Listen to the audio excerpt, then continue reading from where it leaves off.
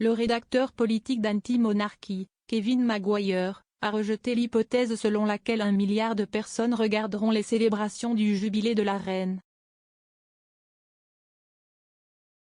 Dans un échange tendu sur la royauté, le commentateur royal Andrew Pearce et le rédacteur en chef adjoint du Daily Mirror, Kevin Maguire, n'étaient pas d'accord sur le nombre de téléspectateurs qui regarderont les célébrations du jubilé de platine au cours du week-end de vacances de 4 jours.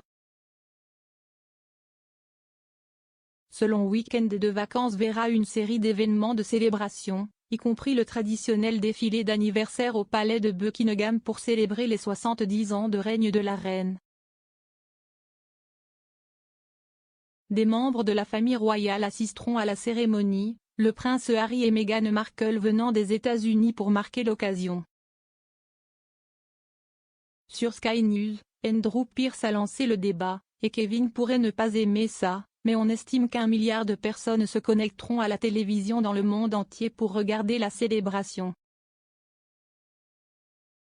Il ne ferait pas ça pour la reine d'Espagne, il ferait ça pour la reine de Suède. Il ne ferait certainement pas ça pour Keir Starmer et le parti travailliste ou le président du Royaume-Uni. Pas question. Elle est une incarnation vivante de l'apparat britannique à son meilleur. Nr. Maguire a rétorqué, Andrew, vous savez que si est un chiffre inventé, 1 milliard. Monsieur Pearce intervint, non. Le rédacteur politique a renvoyé Monsieur Pearce en disant, de toute façon, si est un chiffre inventé. Mon objection ne concerne pas la sienne en tant que personne ou la plupart d'entre eux en tant que personne. Je peux faire une exception avec Andrew après ce règlement sexuel de 12 millions de livres sterling. M. Pearce est intervenu en disant avec ironie, le prince Andrew, pas moi. M. Maguire a poursuivi, si est l'idée d'une institution héréditaire car le chef de l'État n'a pas son mot à dire.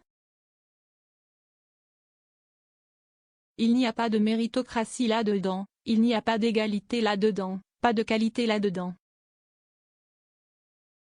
Tout est là pour essayer d'arrêter le changement. Et d'une certaine manière, elle a glané la respectabilité de l'establishment à l'inégalité et à l'injustice. Le présentateur de Sky News a ensuite déclaré, vous allez en avoir quelques-uns pendant le week-end férié. M. Pearce a ajouté, il est complètement sans grâce, n'est-ce pas? Et sourd.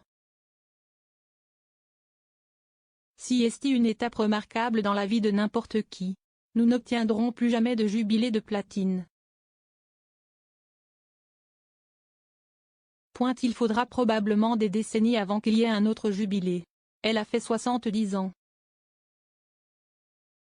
Elle avait 21 ans, elle a promis sa vie et si est exactement ce qu'elle a donné, elle a donné son cœur à ce travail, elle a donné son pays à ce travail.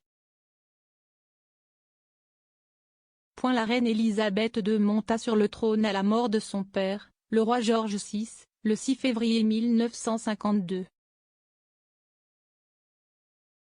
Il s'agit du premier jubilé de la reine sans son mari, le prince Philippe, décédé en 2021.